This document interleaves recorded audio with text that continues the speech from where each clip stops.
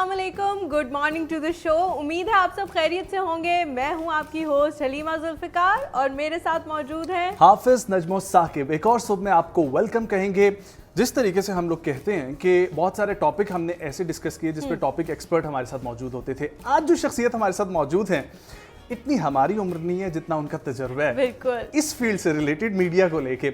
और सिर्फ मीडिया में हम लोग कहते हैं ना कि एंकर हैं तो फिर एंकर ही, डायरेक्शन में है तो सिर्फ डायरेक्शन में, होस्ट है तो वो सिर्फ होस्ट ही रहेगा। लेकिन नहीं, जनाब म्यूजिशियन भी हैं, डायरेक्शन में भी हैं, कॉमेडी में पाकिस्तान को इंट्रोड्यूस यहाँ पर मीडिया के अंदर करवाना बहुत ज्यादा, फिर रियलिटी शोज लेके आने में इनका किरदार, बच्चों के शोज लेके आने में इनका किरदार। जितनी बात की जाए कम है, ठीक है। और आजकल भी गवर्नमेंट ऑफ पाकिस्तान के साथ काम कर रही हैं।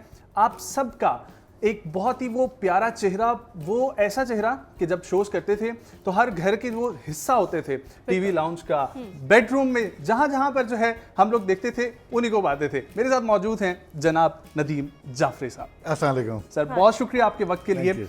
माशाल्लाह सुबह सुबह जो है हम लोग तो यहाँ पे मौजूद हैं, लेकिन आप जैसे अगर एनर्जेटिक लोग हमारे शो पे आ जाए ना तो शो, मैं कहता हूँ कि कमाल हो जाता है हमारे दिन का स्टार्ट, और फिर पूरा दिन हमें ये पता होता है कि बहुत अच्छा गुजरेगा। बड़ी मोहब्बत आप लोगों की, बहुत बहुत शुक्रिया मुझे मधु करने का। और it's a fresh morning and I am feeling very fresh because आप फ्रेश चेहरे हैं। और आने वाले वक्तों में मेरे हिसाब से इस किस्म की चेंजेस बड़ी ज़रूरी होती हैं। नए लोगों को मौका मिलना चाहिए, आना चाहिए और उनको आगे तक जाना चाहिए। एक आपने जुमला यूज़ किया कि जब शो करते थे, तो शो मैं अभी भी कर रहा हूँ। सबसे पहले आप मुझे बताएं, अभी आपको कोविड हुआ, कैसा एक्सपीरियंस रहा? सारी जो एक्टिविटीज थी वो खत्म हो गई, कैसा लगा आपको? कोविड देखें, हर एक इंसान इस वक्त गुजर रहा है, उसकी दहशत से गुजर रहा है। जिसको नहीं हुआ वो दहशत से गुजर रहा है। और मेरी विजन बिल्कुल अलग है। पता नहीं आपके इस शो से मुमासलत रखती है ये गुफ्तगू या नहीं, मगर बहरहाल मैं अपने मिजाज की ही बातें करता हूँ। मुझे लगता है वो फ़ायदेमंद है, तो वही पहुँचाना चाहता हूँ लोगों तक। जब कोविड आया तो मैं बहुत परेशान था, बच्चों के लिए, बुज़ुर्गों के लिए, अपने घर के लिए।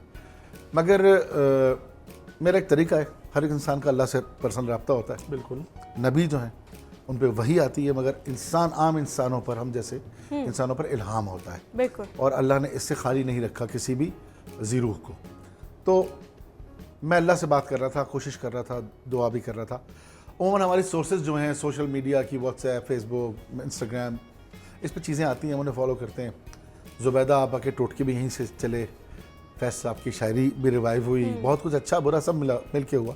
तो वो जो चीज़ें आप एक तरफ से रास्ता बन जाए, वो आपका बिलीव हो जाता है कि इससे कुछ अच्छी और बुरी इन्फॉर्मेशन है, देन यू चूज अपने जहन से और फिर आप उसको अप्लाई करते हैं। तो मैं एक ग्रुप में, एक व्हाट्सएप ग्रुप है, I am luckily a part of that group. वो दुनिया भर के बहुत सारे हर मज़हब से ताल्लुक़ रखने वाले सरबराहों का ग्रुप है। उसमें मौलाना हैं, उसमें मुज्तहिद हैं, उसमें बिशप्स हैं, फादर्स हैं, पंडित हैं, पता नहीं हर किस जो रिलीजन्स हैं उनका वो ग्रुप। पता नहीं मैं उस ग्रुप में किसने मुझे ऐड किया था 2 साल पहले। वहाँ मैं ढूंढता रहा कि भाई एक यकतरफा बात पता लग जाएगी हर मज़हब की। हाँ। तो यकतरफा उतनी खुशी भी हुई कि एक तरफ पता लगा कि प्याज इलाज है इसका, और दूसरी तरफ पता लगा कि कोविड के लिए सूरह माउन पढ़ी जाए। अब ये 2 चीज़ें मैंने पकड़ ली out of the whole discussion. ठीक। और जब मुझे कोविड हुआ है तो मैंने अप्लाई किया।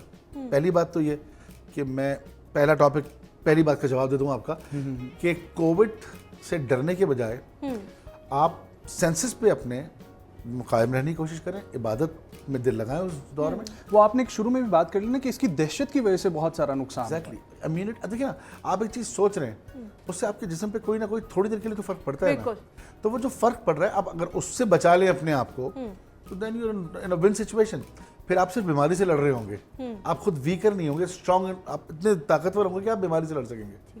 तो बड़ी खूबसूरत बात आप लोगों की नज़र कर रहा हूँ और आपके ज़रिए, इस कैमरे के ज़रिए, कि पहला पार्ट इसका अगर मैं डिस्कस करूँ तो मेरा दिल चाह रहा है कि इस खूबसूरत आयत का तर्जुमा आप रिवाइव करें ज़हनों में। आयतुल्लज़ी बिस्मिल्लाहिर्रहमानिर्रहीम, आयतुल्लज़ी युकज़्ज़िबु बिद्दीन फ़ज़ालिकल्लज़ी यदउल यतीम वला युज़्ज़िलु तआमल मिस्कीन फ़वैलुल लिल मुसल्लीन लज़ीना हुम अन सलातिहिम साहुन लज़ी हुम युराऊन व यमनऊनल माऊन। अब बचपन से पढ़ रहे हैं मगर पता नहीं था कि मतलब क्या है, अल्लाह बात क्या कर रहा है। अल्लाह आप असल में अरबी का तर्जुमा पढ़ने से मकसद तो हल होता है, पता लग जाती है, माने पता लग जाते हैं, मगर असल बात क्या है, ये मेरा this is my way of doing things, वो एक्सप्रेशन जो दूसरी तरफ है जिससे भी आप बात कर रहे हैं, जब तक वो एक्सप्रेशन नहीं आएगा ना, बात समझ में नहीं आएगी। नहीं आती। इसीलिए ये सब इजाद हुए ना, सिम्बलेज और मेल्स में जो चीज़ें ऐड हुई, सब इसीलिए हुई ना, बिकॉज बड़ी बड़ी मिसअंडरस्टैंडिंग्स होती थी शुरू दौर में कम्युनिकेशन के, तो अक्सर आप एक्सप्रेशन सामने बैठे हुए नहीं समझ पाते, तो ज़रूरी है कि वो एक्सप्रेशन पता हो। अब अल्लाह ताला फरमा रहे हैं इसके अंदर कि क्या तुमने नहीं देखा उसको जो रोज़े जज़ा को झुटलाता है, यही याद था हमें कि जो रोज़े जज़ा को झुटलाता है, मगर जब तर्जुमा पढ़ा तो पता लगा, अल्लाह फरमा रहे हैं क्या तुमने नहीं देखा उसको जो रोज़ जज़ा को झुटलाता है, मतलब नाशुक्रे की बात हो रही है। हाँ हाँ, जो रोज़ जज़ा को झुटलाता है, रोज़ जज़ा मिलती है उसको रोज़ भूल जाता है, तो वो मेरे कल्ब पे असर करना शुरू किया इस बात ने कि ये क्या बात है। अच्छा नदीम भाई, अगर इसी को हम एक और चीज़ के साथ जोड़ दें, मेरा भी ये मानना है कि ईमान जो है आपका तब तक मुकम्मल नहीं है अगर आप दो चीज़ों को नहीं पकड़ते, एक सब्र और दूसरा शुक्र, और इसी चीज़ की कमी है। चाहे हम अपनी इंडस्ट्री में देख लें, किसी भी जो भी जद्दोजहद लगा हुआ है, किसी भी चीज़ की कोशिश में है, स्ट्रगल में लगा हुआ है, उसके गिले शिकवे नहीं ख़त्म होते। क्यों? हमारे पास जो चीज़ें हैं उसकी तरफ क्या हमारी नज़र नहीं जाती? असल में होता यही कि जिक्र भी मैं यही कर रहा था कि इंसान अगर सिर्फ अपनी कुछ सलाहियतों को बरूए कार लाए जो कि मनफी नहीं है, उसकी ज़िंदगी में उजाला हो जाएगा। प्रॉब्लम के बारे में अगर आप ये सोचें ना कि ये आपको बेहतर बनाने के लिए आई है, which is the right meaning of it. Yes, आपके रास्ते में हर्डल क्यों आती है? आपको बेहतर करती है या बदतर करती है? खुद सोचे। इसमें कोई ऐसी बात नहीं है कि हम ये भी सोचते ना, ज़हन इस तरफ जाता है कि बड़े बूढ़ों ने तसल्ली के लिए कह दिया है, ऐसा बिल्कुल नहीं है। यू थिंक फॉर योरसेल्फ कि अगर कोई प्रॉब्लम है तो उसको अबूर करके आप कुछ नया सीखेंगे या कुछ चला जाएगा आपके पास से। It's a serious 1 second thought. अच्छा, आप प्रॉब्लम की बात आपको कर रहे थे, हमेशा प्रॉब्लम से गुजरने के बाद एक ग्रेट अपवर्ड्स आप आगे जाएंगे। आपने प्रॉब्लम की बात की है, मैं आपके बारे में जब पढ़ रही थी तो मैंने पढ़ा कि आपके साथ एक बहुत हादसा हुआ था, गन पॉइंट पे रॉबरी हुई थी, तो उसके बारे में भी बताएं, उससे आप कैसे निकले इन्हीं पॉजिटिव थॉट्स के ज़रिए? हाँ, मैं उसके बाद एक पॉजिटिव थॉट तो ये हुआ कि मैं नेक्टा का मेंबर बन गया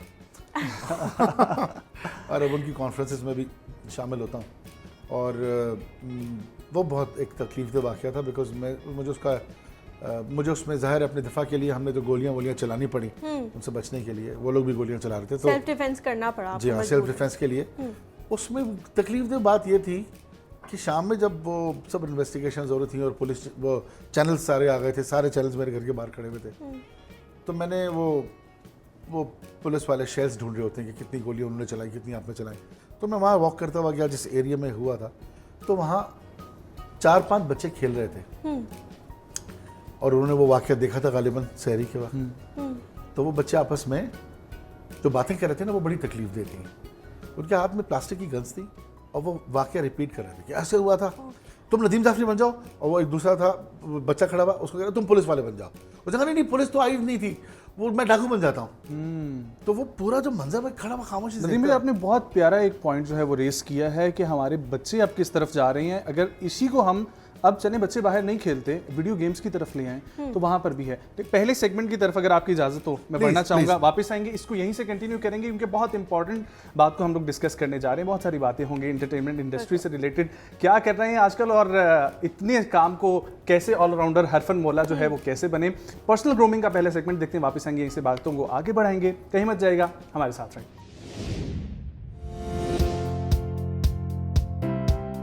अस्सलाम वालेकुम ख्वातीन व हज़रात, उम्मीद है आप सब ठीक ठाक होंगे, खैरियत से होंगे। सुबह बखैर, गुड मॉर्निंग।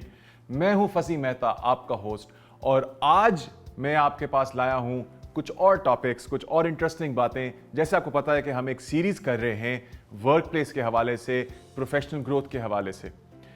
आजकल एक ऐसी फ्रेज़ है, एक ऐसा जुमला है जो आपने बहुत सुना होगा, ख़ास तौर पे जो लोग दफ्तरों में रिमोटली आजकल काम कर रहे हैं। हेलो, मेरी आवाज़ आ रही है? क्या आपको मेरी आवाज़ आ रही है? क्या मेरी तस्वीर सही आ रही है? क्यों? क्योंकि अब तो मीटिंग जूम पे हैं, गूगल मीट पे हैं, माइक्रोसॉफ्ट टीम्स पे हैं, स्काइप पे हैं, तो वर्क फ्रॉम होम हो रहा है। और जब वर्क फ्रॉम होम हो रहा है तो अब मीटिंग के अंदर सबसे पहली बात लोग क्या करते हैं? Can you hear me? आवाज़ आ रही है? सो ये एक नया ट्रेंड है, एक नया कल्चर है जो हम देख रहे हैं, एक ऐसी ट्रांसफॉर्मेशन से गुजर रहे हैं जो आज से 10 साल बाद हम पीछे मुड़ के बात करेंगे कि ये चीज़ें तो थीं। स्काइप एग्जिस्ट करता था, इस तरह के बहुत सारे टूल्स पहले एग्जिस्ट करते थे, कई सालों से थे, लेकिन वो हमारी ज़िंदगी का इतना एक अटूट हिस्सा बन जाएंगे हमारी प्रोफेशनल लाइफ का, किसको पता था। तो आज का टॉपिक है वर्क फ्रॉम होम। अच्छा, अब इससे पहले कि मैं वर्क फ्रॉम होम की डिटेल में जाऊं कि उसके चैलेंजेस क्या हैं, आप कैसे बेहतरीन प्रोडक्टिविटी हासिल कर सकते हैं, उन चैलेंजेस को कैसे ओवरकम कर सकते हैं, वर्क फ्रॉम होम के अंदर कौन से टूल्स को आप बेहतर इस्तेमाल कर सकते हैं, पहले थोड़ी सी हिस्ट्री पे जाते हैं। अगर आप सनती इनकलाब से पहले के वक्त को देखें तो इंडस्ट्रियल रेवोल्यूशन जिसे कहते हैं, तो लोग घरों से ही तो काम करते थे। अगर आप प्रोफेशंस उस वक्त के देखें तो उस वक्त ज़्यादातर जो प्रोफेशंस थे, लोहार, कुम्हार, तरखान, उन लोगों की जो दुकानें थी, उनकी जो शॉप्स थी, वो उन्हीं के घरों के साथ थी। उन्हीं के घर के साथ बाहर कोई एक ऐसी आउटलेट है जहाँ पे वो अपनी क्राफ्ट्स बना के बेच रहे थे। फिर जब मार्केटें भी बनी तो मार्केटें भी उन्हीं एरियाज में बनी। फिर जब सनती इनकलाब आया, इंडस्ट्रियल रेवोल्यूशन आई, तो ऑटोमेशन आई, फैक्ट्रियां बनी और बड़ी बड़ी मशीनें उन फैक्ट्रियों में लगाई गई और उन मशीनों के लिए, उनके इस्तेमाल के लिए वर्कर्स को वहां जाना पड़ा। तो कॉन्सेप्ट बदल गया। काम करने के लिए अब वर्कर घर पे नहीं है, अब आपको फैक्ट्री में जाके काम करना है। जैसे जैसे वक्त गुजरा तो इस बात की भी रिक्वायरमेंट आई कि फैक्ट्री के अंदर कुछ और लोगों की जरूरत है जो उनको मैनेज करें, जो उनको सुपरवाइज करें, जिन्होंने मशीन पे डायरेक्ट काम नहीं करना बट बाकी के काम करने हैं। जो चीजें फैक्ट्रियों में बन रही हैं वो कहीं पे जाके बेचनी है और बाकी का हिसाब किताब रखना है, पूरी कंपनी को चलाना है। तो दफ्तर बनना शुरू हो गए और जब दफ्तर बने तो फिर दफ्तरों से दफ्तरों की कई शेप्स और फॉर्म्स चेंज होती चली गई। डिपार्टमेंट्स कहाँ हैं, मुख्तलिफ डिपार्टमेंट्स अलग हैं, क्यूबिकल्स बन गए। अब क्या हुआ? अब from home to factory to cubicle, future क्या है इस वक्त जो प्रेजेंट में भी है, टू वाईफाई। अब दफ्तर में क्या चाहिए? अब मैक्सिमम आपको ऑफिस में, फैक्ट्रियों में तो अभी भी लोगों की जरूरत है, लेकिन बहुत सारे लोग अब दफ्तरों में नहीं जा रहे। उनको क्या चाहिए दफ्तर में काम करने के लिए? वो है एक इंटरनेट कनेक्शन। सो दफ्तर आपका जो है अब वर्क फ्रॉम होम कोविड की वजह से ज़्यादा बढ़ गया। ये बात भी कहना गलत नहीं होगा कि लोग क्या पहले घर से काम नहीं कर रहे थे। बहुत सारे ऐसे पेशे हैं जो पहले भी वर्क फ्रॉम होम से ऑपरेट कर रहे थे। इसके ऊपर आप देख सकते हैं, आपके जो फ्रीलांसर्स हैं, जो है वो वेबसाइट बना रहे हों, चाहे वो डिजिटल मार्केटिंग कर रहे हों, उसके लिए all you need is a laptop और अ डेस्कटॉप और even a tablet and a working internet connection, that's it. पर वर्क फ्रॉम होम में बहुत चैलेंजेस भी लोगों को फेस करने पड़े। वर्क फ्रॉम होम के लिए लोगों ने बहुत सारी प्रेपरेशंस भी की, कुछ ने इसको पहले से परसीव किया। मैं आपको अपनी एग्जांपल देता हूँ। मैं कंपनी में काम कर रहा था जब कोविड आया और इत्तेफाक है कि कोविड के आने से पहले ही हम लोग ये डिस्कशन कर रहे थे कि कैसे हम अपनी टीम्स को कोलैबोरेशन मोड में ले आएँ ऑनलाइन, क्योंकि बहुत सारा डेटा, बहुत सारी पॉलिसीज़, बहुत सारे डॉक्यूमेंट्स या तो ईमेल्स में फंस जाते हैं या आप कहीं पे किसी क्लाउड में सेव कर रहे हो, बार बार लोग एक्सेस कर रहे हैं, बट एक ही जगह सब बैठ के बात कर रहे हो, सब जो चाहिए वो एक ही प्लेटफॉर्म पे कर रहे हो। तो हमने कुछ टूल्स को इम्प्लीमेंट किया और बड़े धड़ल्ले से किया कि जल्द अज जल्द इसको करें और इसकी साथ साथ हम अपने जो लर्निंग कर्व है उसे शॉर्ट करें। तो हमने माइक्रोसॉफ्ट टीम्स एक प्लेटफॉर्म था उसको यूज़ किया, शेयर पॉइंट को किया। पहले हम गूगल स्वीट कर रहे थे। अब हुआ क्या? कोविड आ गया। कोविड आया और हमें वर्क फ्रॉम होम करना पड़ा, ऑफिसेस बंद हो गए, लेकिन हमारी टीम्स बहुत जल्दी प्रिपेयर्ड थी। उन्हें मालूम था कि हमने ऑनलाइन कैसे काम करना है। जूम और दूसरे इस तरह के सॉफ्टवेयर वो पहले ही यूज़ कर रहे थे। उन्हें मालूम था कि हमने अपने क्लाइंट्स के साथ कैसे ऑनलाइन काम करना है। उन्हें ये मालूम था कि हमने सबसे इंपॉर्टेंट चीज़ टास्क के ऊपर अपडेट कैसे देना। एक बड़ा और मैं आपको मुनफरिद चैलेंज बताऊं जो बहुत सारे लोग रिलेट कर सकेंगे कि जब आप ऑफिस में होते हैं और आप सुपरवाइजर हैं या मैनेजरियल पोजीशन पे हैं और आपने अपने किसी टीम मेंबर को देखा है कि वो प्रोडक्टिव है या नहीं है, तो अनलेस आप जाके देखें या उसका काम देख रहे हो या उसकी आउटपुट आपके पास आ रही हो, अगर आप देख रहे हैं तो वो किसी भी तरह से आपको ये दिख सकता है कि वो मसरूफ है। वो लैपटॉप खोल के कुछ और कर ले, वो किसी के साथ बैठ के गप लगा ले, आपको नहीं मालूम कि वो एक्चुअली मसरूफ़ है। वर्क फ्रॉम होम ने प्रोडक्टिविटी बहुत बढ़ा दी, क्योंकि वर्क फ्रॉम होम में अब वो 9 से 5 वाला नहीं है कि बस मुझे कहा है किसी ने तो मैंने आना है, बैठना है, काम में ना भी करूँ, उन्हें क्या पता चल रहा है। लोगों के डिलीवरेबल्स की तरफ फोकस हो गया, ना कि क्लॉक इन और क्लॉक आउट की तरफ। और उससे क्या हुआ, अब तो टास्क करना है, अब टास्क का एक टाइम है, अब आपके पास बहाना नहीं है। तो प्रोडक्टिविटी, जो लोग नॉन प्रोडक्टिव थे उनके लिए ये ज्यादा चैलेंज हो गया, कुछ और लोगों के लिए भी चैलेंज हुआ, क्योंकि हमारे घर दफ्तर तो नहीं है, ना ही हमारे घरों में, खास तौर पे हमारे कल्चर के अंदर साउथ एशिया में आप देखेंगे कि हम वो जो फैमिलीज हैं मिक्स होके रहते हैं। तो या तो आप अपने बेडरूम में लैपटॉप लगा के बैठ रहे हैं, हर एक के पास स्टडी या दफ्तर तो बना नहीं है, कोई लॉन में बैठ रहा है तो कोई कहीं बैठ रहा है। सो डिस्ट्रैक्शंस भी बढ़ी। लेकिन जहाँ पे कुछ इसके पॉजिटिव एस्पेक्ट्स थे, इसके कुछ चैलेंजेस भी थे। मैं आपसे बात करूंगा कि चैलेंजेस को कैसे आप बेहतर ओवरकम कर सकते हैं, वर्क फ्रॉम होम से कैसे फ़ायदा उठा सकते हैं। ख़ासतौर पे जो सुपरवाइजर्स और मैनेजर्स मेरी गुफ्तगू सुन रहे हैं, आपके लिए तो एक बहुत अहम पैगाम है, communicate communicate communicate, collaborate, over communicate. क्योंकि अनसर्टिनिटी बढ़ गई, लोगों ने फील किया कि वो अपने कॉलीग से, जो कि उनकी एक फैमिली है, देखिए ना, सेकंड फैमिली होती है, जहाँ पे आपने एक दिन का 8 से 10 घंटे का टाइम गुजारना है, तो आप महीने में कितना वक्त गुजारते हैं। अब आप उनसे मिल नहीं रहे, अब आपकी वो गैदरिंग्स नहीं हो रही, वो इवेंट्स नहीं हो रहे, वो मीटिंग्स फिजिकली एक दूसरे के साथ बैठ के नहीं हो रही, तो आप आइसोलेट फील करते हैं, आप कुछ लोग डिप्रेस्ड फील करते हैं, कुछ अलोन फील करते हैं। तो इसलिए कम्युनिकेशन बहुत जरूरी है, ताकि जो भी अनसर्टनिटी है वो खत्म हो जाए, सर्टेन बातें रहें और आप अपने टीम मेंबर से कनेक्टेड रहें डिस्पाइट द डिस्टेंस। अब लोग जो किराए के घरों में लेके दूसरे शहरों में जा रहे थे, वो अपने आबाई घरों में वापस चले गए। अगर वहां पे इंटरनेट है तो मैं तो अवेलेबल, और अगर बहुत कुछ शदीद जरूरत है जिसमें दफ्तर आना जरूरी है तो लोग दफ्तर आ रहे हैं।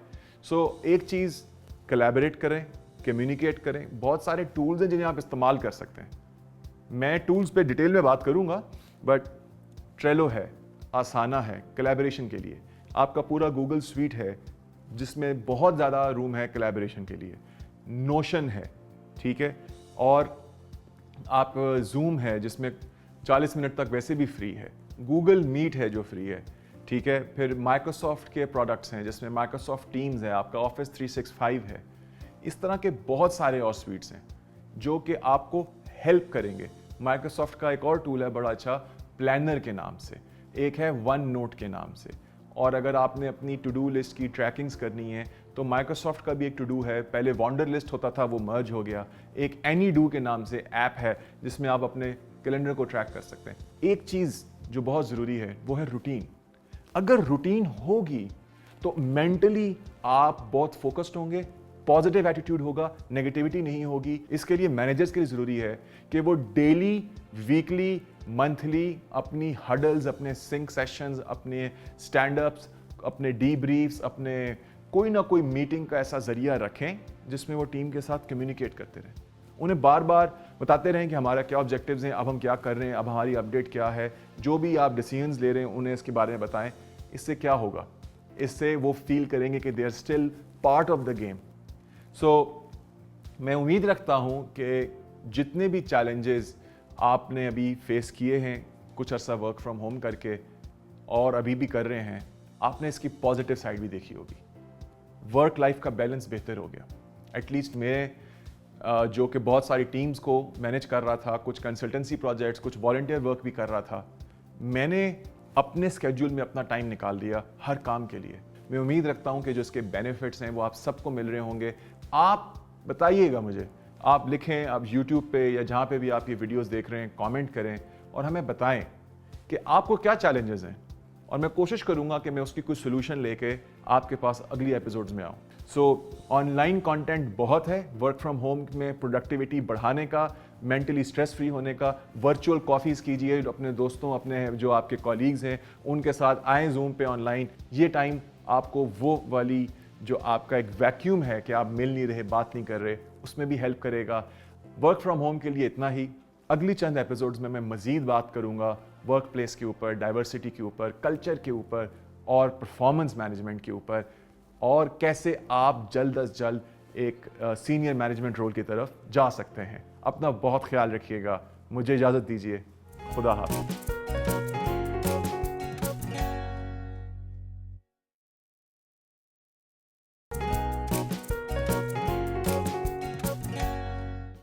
जी welcome back to the show. बात हो रही थी बच्चों के हवाले से, तो मुझे याद है कि जब मैं भी बच्ची थी तो एक बड़ा आपका मशहूर ज़माना शो आता था, बच्चे मन के सच्चे।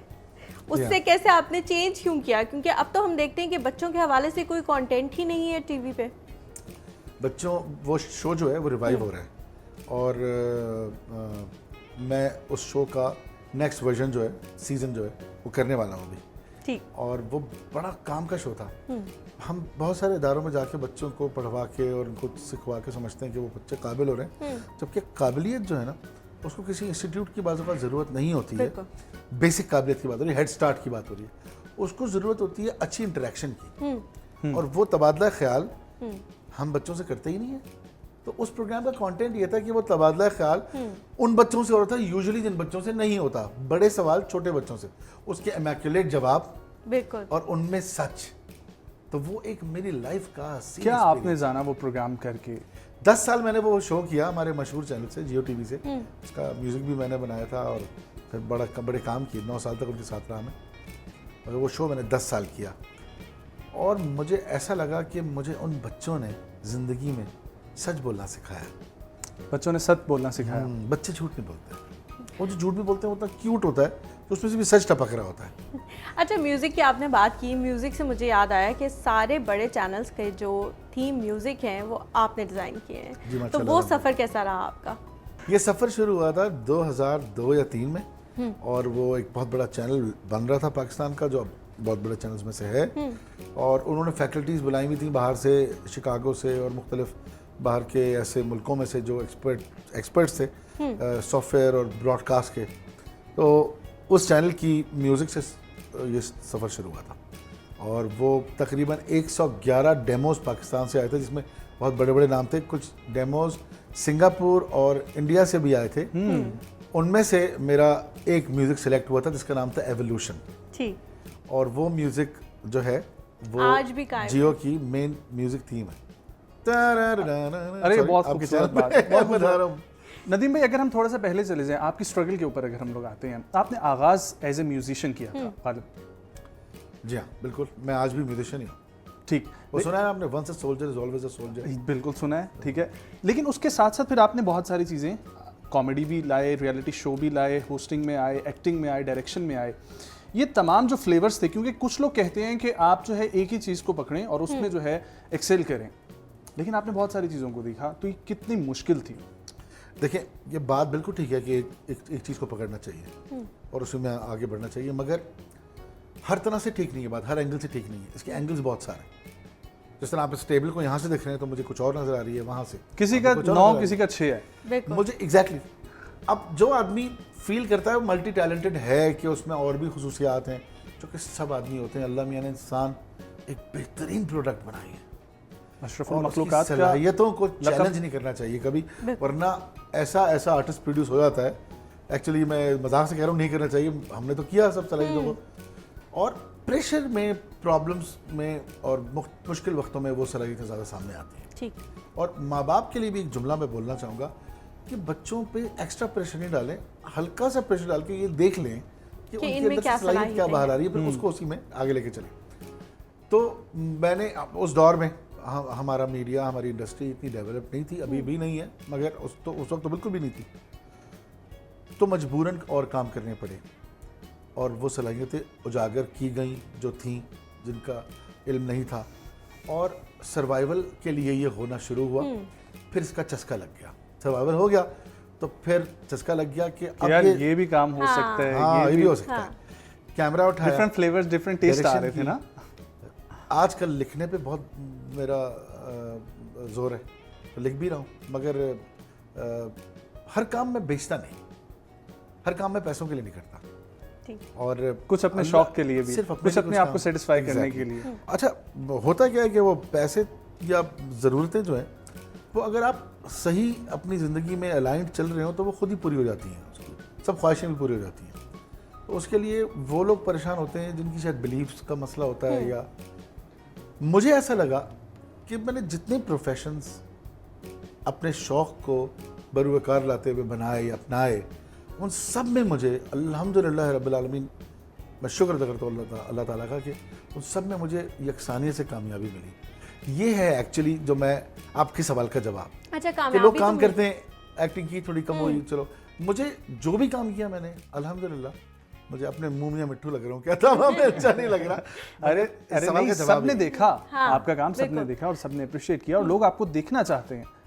नहीं, कामयाबी तो आपको हर मैदान में मिली है, ठीक है, सब मानते हैं और सब देख भी रहे हैं, लेकिन आपको सबसे ज़्यादा काम कौन सा करना पसंद है? हाँ, एक कोई चूज ये करने तो को मिले बताएं तो जरा। कौन सा करें? और करना है आपने एक चूज। हर दौर में अलग मज़ा है। जैसे म्यूजिशियन, मैं समझता हूँ म्यूजिशियनशिप, बजाना और कंपोज करना, basically I am a composer musician, तो song writing is my favourite subject, and after that I think कुछ प्रोड्यूस करना, किसी प्रोडक्ट को उसमें वो सब जान चीज़ें डालना कलर्स डालना। जरूरत जो कम नज़र आ रही हों। तो अक्सर मैं ये भी करता हूँ, लोगों के प्रोडक्ट्स में जाके इनपुट्स देता हूँ, और मुझे उसका क्रेडिट नहीं चाहिए होता, मगर बेशतर बस एक प्रोडक्ट, चीज़ satisfaction मुकम्मल चाहिए हो होती जाए। है। हाँ, और बाज़-औक़ात किसी एक छोटे से नुक्ते से चीज़ मुकम्मल होती है, बाज़-औक़ात किसी बहुत बड़ी हाईवे से चीज़ मुकम्मल होती है, बाज़-औक़ात किसी पूरे के पूरे समंदर से चीज़ मुकम्मल होती है। नदीम, वो कहते हैं ना कि ज़िंदगी मौत के बगैर नामुकम्मल है, ठीक है, और हम बिल्कुल मौत को डिस्कस ही नहीं करते, मौत फुल स्टॉप है, और ये फुल स्टॉप वही आपकी बात मैं- नुक्ता। मैं डिसएग्री करूँगा सिर्फ, अगर माज़रत के साथ, मौत फुल स्टॉप नहीं है, ये ये एक एक- आगे का सफ़र है।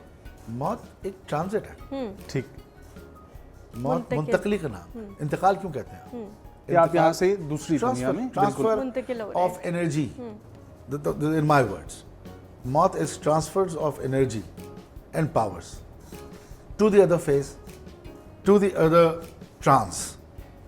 वहाँ पर हमें आलम बरज़ख में बॉडी सी शक्ल की होगी, मगर मटेरियल ये नहीं होगा, तो वो ट्रांस अलग है। बिल्कुल। तो अच्छा नदीम भाई, अगर हम इस पे आते हैं कि हम लोग बात करें मीडिया इंडस्ट्री की, आज की मीडिया इंडस्ट्री और पहले की मीडिया इंडस्ट्री में आप क्या फ़र्क देखते हैं? क्योंकि आपने तो दोनों चीज़ें देखी हैं बहुत आज गौर की से, मीडिया बहुत करीब इंडस्ट्री से। और पहले की मीडिया इंडस्ट्री में वही फ़र्क है जो आज की इंसानियत में और पहले की इंसानियत में फ़र्क था। लेकिन हम लोग अगर कंटेंट की बात करें, अब हमें देखने में आता है कि एक ड्रामा चल रहा है, उसी थीम पे सेकंड, उसी थीम पे थर्ड, लेकिन पहले हम लोग देखते थे कि वो राइटर्स की भी क्या कमी हो गई है, जिसकी वजह से कंटेंट जो हमारे पास निकल रहा है वो कॉपी, ऐसा लगता है कि एक दूसरे की कॉपी करके ही चीज़ें बन रही हैं, कुछ मैं सीखने का अपने अमल पुराने जवाब से रिलेट करूंगा इस बात को। ठीक। असल में जब इंसान मौक़िफ़ छोड़ के उसके दीगर इर्द गिर्द फ़वाइद के पीछे भागता है ना, तो चीज़ें अपने मकाम पे नहीं नज़र नहीं आती। नजर आती। मैं सोचूं बस मुझे मेरा प्रोजेक्ट हो जाए, मुझे पैसे मिल जाए, मेरा मसला हल हो, क्योंकि यकीनन ज़रूरत है, मगर उसका तरीका ये नहीं है। आप अपने काम को एक्सेलेंस की तरफ लेके जाएं, बाकी सब चीज़ें ठीक हो जाती हैं, कभी देर सवेर से। तो हो ये रहा है कि लोग इस बात पे ज़्यादा एग्रीड है अपने अंदर से कि काम होना चाहिए, कैसा होना चाहिए इस पे एग्रीड नहीं। क्वालिटी पे नहीं फोकस।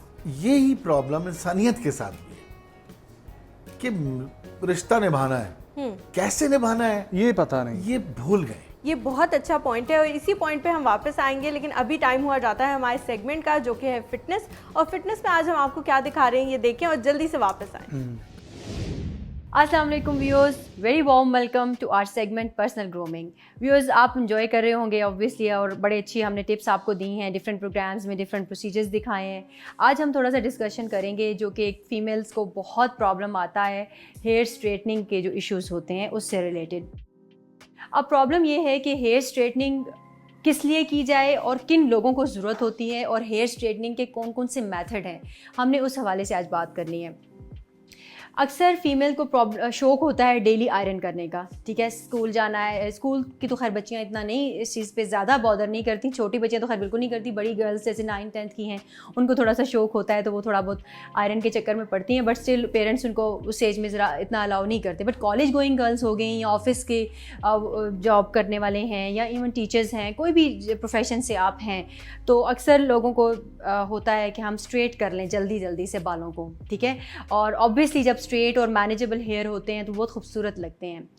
द क्वेश्चन इज़ कि स्ट्रेटनिंग डेली करने से क्या इसके नुकसानात हैं, और अगर आपके बालों में बहुत ज़्यादा फ्रिज है और बहुत ज़्यादा आपके अनमैनेजेबल हेयर हैं, बहुत रफ़ और ड्राई लुक दे रहे हैं, तो उस पर डेली आयरन करना बेटर है या उसमें कोई अच्छा प्रोसीजर जो कि सैलून में अवेलेबल हैं वो फॉलो करना बेटर है।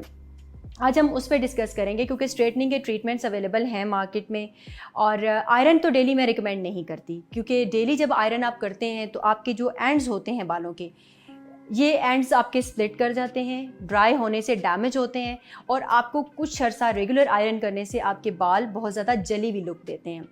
तो एक तो सबसे पहली बात है कि daily iron is not recommended at all. Plus ये कि अगर आपने करना है ओकेजनली करें, but heat protection serum use ज़रूर करें। उससे ये कि आपके बाल थोड़े से बच जाएंगे। एंड जब भी आप वॉश करें तो उससे पहले ऑयलिंग करें एंड कंडीशनिंग अच्छी तरह से करके नॉर्मल पानी से आप सर धोएं, तो आपके बाल थोड़े मेंटेन भी रहेंगे आपके। अब ये तो हो गया, अब टेम्प्रेरी स्ट्रेटनिंग है, अकॉर्डिंग टू ओकेजन आपने थोड़ी बहुत स्ट्रेटनिंग कर ली। परमानेंट स्ट्रेटनिंग के हवाले से मैं आपको बता रही थी कि परमानेंट स्ट्रेटनिंग जब आप करते हैं तो उसमें कौन कौन से मेथड्स आपके पास अवेलेबल हैं। उसमें हम एक करते हैं केराटिन ट्रीटमेंट, एक करते हैं रिबॉन्डिंग, और एक हमारी होती है एक्सटेंसो ट्रीटमेंट। और अक्सर लोगों को कन्फ्यूजन होती है कि हम केराटिन कराएं, रिबॉन्डिंग कराएं या एक्सटेंसो कराएं, उसमें हमारे लिए क्या बेटर है। तो उसमें सबसे पहले एक तो कॉमन जो सबसे पहला एक आंसर उसका वो ये है कि अगर आपके वर्जिन हेयर हैं यानी कि कलर ट्रीटेड नहीं है और एक्स्ट्रा फ्रिज और बहुत ज़्यादा कर्ली हेयर हैं, तो then just go for rebonding straight away. कुछ और सोचने की ज़रूरत ही नहीं है, क्योंकि रिबॉन्डिंग ही बेस्ट ऑप्शन होगा for the long lasting results. लंबे अरसे के लिए आपके बाल स्ट्रेट भी रहेंगे, मैनेजेबल भी रहेंगे और शाइनिंग भी रहेंगे, ठीक है। और एटलीस्ट 1 ईयर तो आपका आराम से गुजर जाता है। फिर आपकी जब रूट्स में हेयर ग्रो होते हैं, क्योंकि नेचुरली करली हैं आपके बाल, तो डेफिनेटली जब रूट्स ग्रो करेंगे तो वो करली ही आएंगे। तो आपने उसको दोबारा से रीटच भी करा सकते हैं। अगर आपके नीचे वाले बाल स्ट्रेट हैं तो उसको आप थोड़ा बहुत रीटच करवा लें और न्यू जो ग्रोथ हो रही है उसको आप प्रॉपरली रिबॉन्डिंग करवा सकते हैं। देन हमारे पास आ जाता है एक्सटेंसो ट्रीटमेंट। एक्सटेंसो में हमारे पास 2-3 ऑप्शंस होते हैं। हम चाहे तो केराटिन वाली लुक भी उसमें दे सकते हैं और परमानेंट स्ट्रेटनिंग वाली लुक भी दे सकते हैं। बट उसमें ये है हमारे पास कि एक्सटेंसो करवाने के बाद आपके बाल बहुत ज़्यादा डेड स्ट्रेट नहीं होते जैसे कि रिबॉन्डिंग में होते हैं। रिबॉन्डिंग में ये होता है कि आपका बाल बिल्कुल डेड हो जाता है, उसके बाद आपको उसमें कर्ल्स या कोई स्टाइलिंग करनी है तो थोड़ी सी उसमें मुश्किल होती है। बट एक्सटेंसो वाले बाल में आप कर्ल्स भी कर सकते हैं, आप उसके अंदर कुछ स्टाइलिंग वगैरह करनी है तो भी मुश्किल नहीं होता। तो एक्सटेंसो जो है वो कलर ट्रीटेड बालों पे भी हो सकती है और वर्जिन हेयर पे भी हो सकती है, और जिनके ज़्यादा ड्राई डैमेज बाल होते हैं उनके ऊपर भी हो सकती है। और बट उसमें टाइमिंग्स का होता है सारा इशू। तो आपको थोड़ी सी अवेयरनेस हो तो आप सैलून पे जाके आप एटलीस्ट बता सकते हैं कि आपको क्या करवाना है। प्लस ये कि आपके बालों की हिस्ट्री आपसे बेहतर किसी को पता नहीं है, क्योंकि अगर आपने बालों पे कुछ किया हुआ है तो मैं आपको एक सजेशन दूंगी कि आप कभी भी अपने ब्यूटिशियन से छुपाएं नहीं। आप छुपाएं नहीं, आप उनको सच बताएं। उनको बताएं कि आपके जो हैं बालों पे क्या क्या कलर हुआ है, क्या ट्रीटमेंट्स हुए हुए हैं। क्योंकि अगर आप जब बताएंगे नहीं तो वो आपको मे बी कोई ऐसा केमिकल लगा दें जो कि आपके लिए बाद में हार्मफुल हो। तो सब कसूर सैलून का नहीं होता, कई दफ़ा आपके एंड पे भी होता है। कई लोगों ने मेहंदी लगाई होती है, कई लोगों ने बहुत ज़्यादा डाई यूज़ किए होते हैं, बट वो सैलून पे बताते नहीं हैं जाके। तो ये प्लीज़ ये आपने नहीं करना, आपने बताना ज़रूर है। फिर आ जाती है एक केराटिन ट्रीटमेंट। केराटिन ट्रीटमेंट में अक्सर लोगों को होता है कि शायद ये हमें करानी चाहिए, नहीं करानी चाहिए। तो उसमें ये है कि जिसके बाल बहुत ज़्यादा ट्रीटेड हैं, बहुत डैमेज हेयर हैं और उनके मैनेज नहीं हो रहे, तो केराटिन ट्रीटमेंट जो है वो आपके बालों को रिपेयर भी करती है और थोड़ा मैनेजेबल भी बना देती है। और जिनके पास कोई ऑप्शन नहीं रहता, ना रिबॉन्डिंग का ना एक्सटेंसो का, बट उनको स्टिल स्ट्रेट लुक पसंद है, तो then just go for keratin treatment. लेकिन केराटिन ट्रीटमेंट ज़्यादा लंबे अरसे के लिए आपके बालों को स्ट्रेट नहीं करती और ना ही वो डेड स्ट्रेट करती है। वो बालों को थोड़ी सी आप समझ लें कि फ्रिज ख़त्म करती है और थोड़ा सा आपके बालों में शाइन आ जाता है, अच्छे हो जाते हैं। But with passage of time जैसे आप वॉश करते जाते हैं बालों को, तो केराटिन आपकी वॉश आउट होती रहती है। ये तो हमने आपको डिफरेंस बताए स्ट्रेटनिंग्स के, कि टेम्प्रेरी स्ट्रेटनिंग कौन सी होती है, परमानेंट स्ट्रेटनिंग कौन सी होती है और सेमी परमानेंट कौन सी होती है। लेकिन आपने जब भी कोई भी केमिकल ट्रीटमेंट करानी है, आपने हमेशा आपने जो होम केयर होती है वो आपने ज़रूर करनी है। आपने शैम्पू जो है आपने बालों की टेक्सचर के अकॉर्डिंगली यूज़ करना है।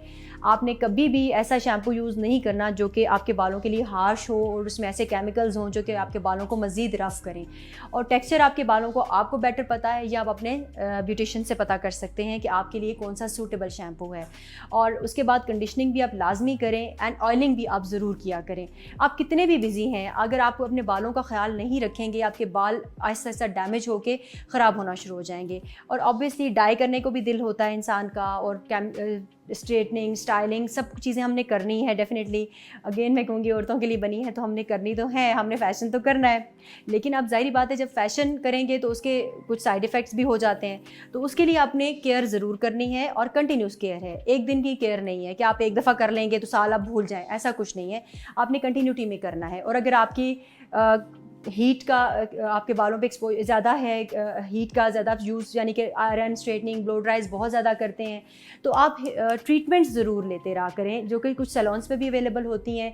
प्लस अगेन मैं ये कहूँगी कि सीरम्स अवेलेबल हैं मार्केट में, आप वो यूज़ करें ताकि आपके बाल मेंटेन रहें।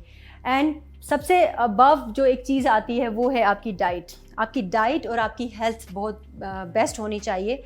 अदरवाइज़ आपके बालों के इश्यूज़ जो हैं वो आपकी हेल्थ से भी बहुत ज़्यादा रिलेटेड होते हैं। कई दफ़ा बाल गिरते भी इसी वजह से हैं और कुछ को कोई प्रॉब्लम्स भी हो सकती हैं। तो सबसे पहले तो आपके बालों की और आपकी इंटरनल हेल्थ बेस्ट होनी चाहिए, और उसमें कोई इश्यूज़ हैं तो उसके बाद फिर आप जाके जो आउटर केयर है वो आप कर सकते हैं। तो व्यूअर्स, ये स्ट्रेटनिंग के बारे में मैंने आपको डिटेल से समझा दिया। आई होप कि आपको इसको अंडरस्टैंड कर किया होगा। और नेक्स्ट टाइम अगर आपने या आपकी फैमिली में या फ्रेंड्स में किसी ने भी सैलून पे जाके कुछ करवाना है तो डेफिनेटली आपको इसमें थोड़ा डिफरेंस पता होगा और आप जाके उनको बता सकते हैं। एंड प्लस ये कि आप ज़रूर अपनी हिस्ट्री ज़रूर डिस्कस करें। इवन आपसे कोई ख़ुद भी गलती हुई है या किसी सैलून से कोई गलती हुई है तो आप क्लियर कट आप अपने ब्यूटिशियन को बताएं, अदरवाइज़ नुकसान आपका होगा। क्योंकि जब भी किसी आप नए सैलून पे या किसी भी जगह पे जाएंगे, अगर उनको नहीं पता कि आपके बालों पे क्या क्या केमिकल्स यूज़ हुए हैं, क्या क्या ट्रीटमेंट्स हुई हुई हैं, तो मे भी कुछ ऐसा हो जाए जो कि आपके लिए बाद में प्रॉब्लम बन सके। क्योंकि बाल तो आपके हैं, किसी को कोई फ़र्क तो नहीं पड़ेगा, अल्टीमेटली नुकसान आपका होगा। तो take care of yourself. इंशाल्लाह नेक्स्ट प्रोग्राम में हम दोबारा आएंगे और किसी नई टॉपिक के साथ आपको कुछ अवेयरनेस देंगे। अल्लाह हाफ़िज़ जी।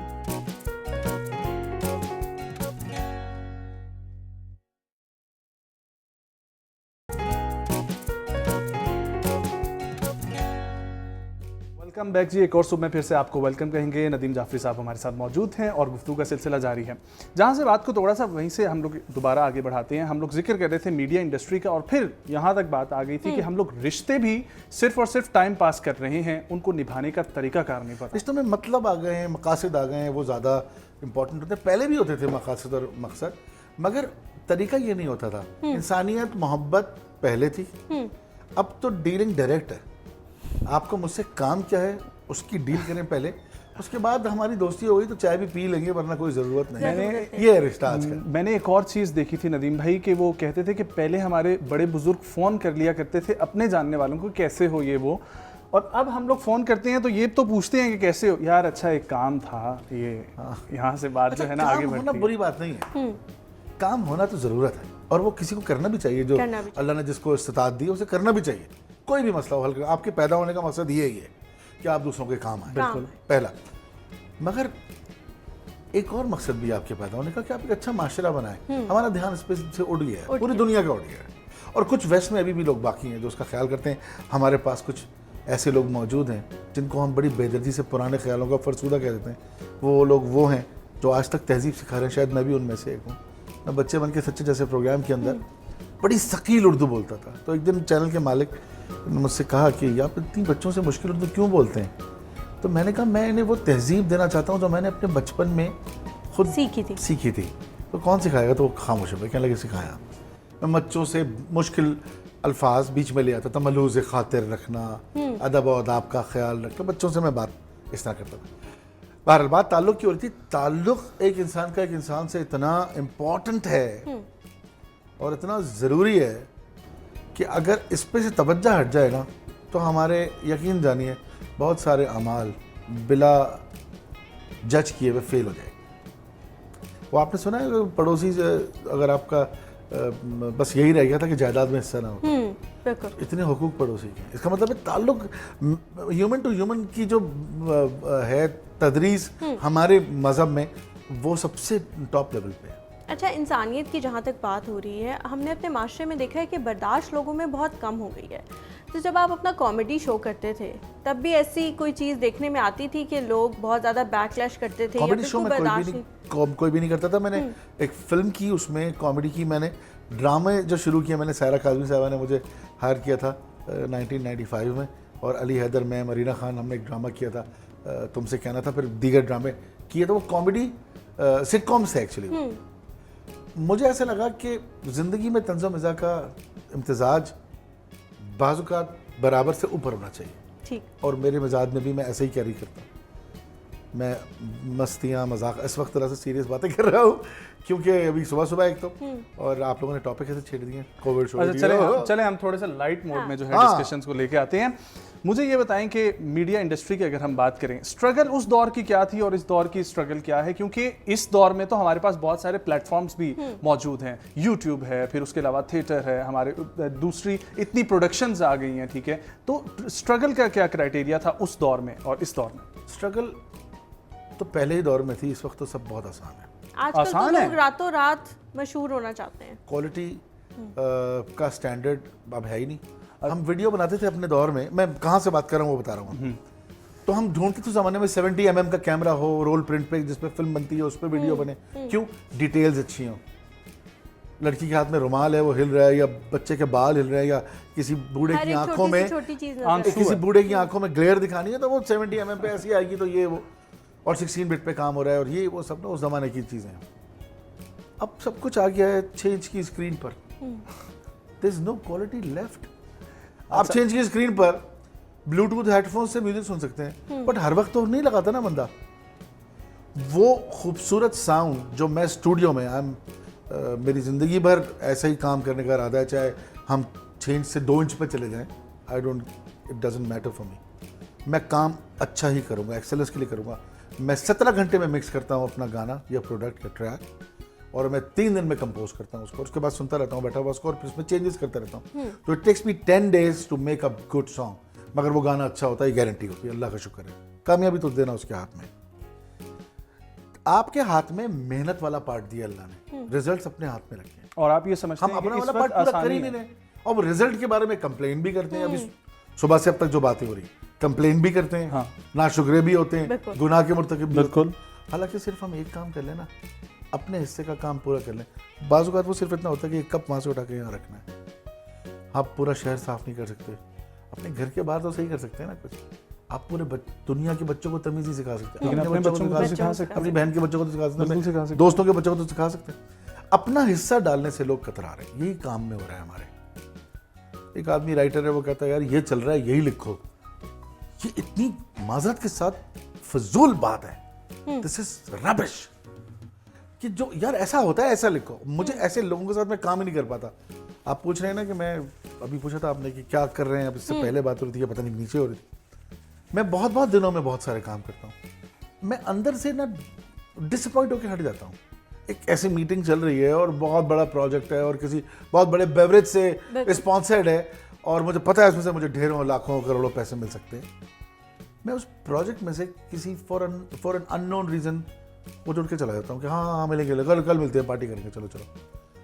तो मुझसे अक्सर लोग बोलते हैं तुम नहीं कर रहे हो यार, वो तुमने छोड़ दिया ना, वो देखो तुमने प्रोजेक्ट नहीं किया ना। दोस्त, अच्छे दोस्त प्यार करते हैं, तो मैं उन्हें जवाब नहीं दे पाता कि मैंने क्यों किया, मगर मुझे जवाब पता है कि मैं डिसलॉयल्टी से काम नहीं कर सकता। और जो प्रोडक्ट बनी सब स्टैंडर्ड, जिसका फोकस हो, जिसका स्टेशन ही सब स्टैंडर्ड हो, उस रेल में क्यों बैठूं मैं? तो इसलिए मैं बहुत कम काम म्यूजिक से रिलेटेड आपने बात की थी, आपके रिसेंटली एक कवाली, एक ट्रैक आया था सूफी, नूरे इलाही नूरे उला। अगर वो हमारी रिक्वेस्ट पे आप थोड़ा सा गुनगुना। दर पे खड़ा हूं मैं बन के सवाली, आया हूं फिर से लिए झोली खाली, तेरे सिवा नहीं आसरा है खुदा, तुझे भूल के था मैं मुश्किलों में घिरा हुआ, था नसीब तो तेरे पास मेरा लिखा हुआ, तेरे दर पे खाली हाथ हूँ मैं, तू ही तो है सहारा, नूरे इलाही नूरे उला नूरे इलाही। इसमें जिक्र है बेसिकली उस कैफियत, ये दुआ है, ये दुआई कवाली है और ये पॉप रॉक कवाली है। इसमें जिक्र उस कैफियत का है कि जब इंसान टूट जाता है और बिल्कुल शैटर मोमेंट्स पे होता है, उस वक्त उसको अल्लाह बड़ा साफ नजर आता है। ये मैं और आपसे उस वापस वक्त- आके पूछूंगा कि हमें खुशी में अल्लाह याद नहीं आता, लेकिन हमें जब टूट जाते हैं, जब हम बिखर जाते हैं या और मैं हमारे साथ आपको इसी के बारे में ये बताऊंगा कि एक दर्स है इसके अंदर मौजूद। मैंने पिछले 10 साल अपने आप पर इसी चीज़ पे काम किया है कि मैं अब खुशी में भी अल्लाह को वैसे ही याद करने लगा हूँ जैसे गम में याद किया ये जाता है। हर इंसान का फर्ज है। लेकिन मैं एक जनरल बात कर रहा था। हम बढ़ते हैं अपने अगले सेगमेंट की तरफ, आइडिया दैट चेंज हिस्ट्री। आप लोग देखें, वापस आएंगे, यहीं से बातों को आगे बढ़ाएंगे, हमारे साथ रहिए।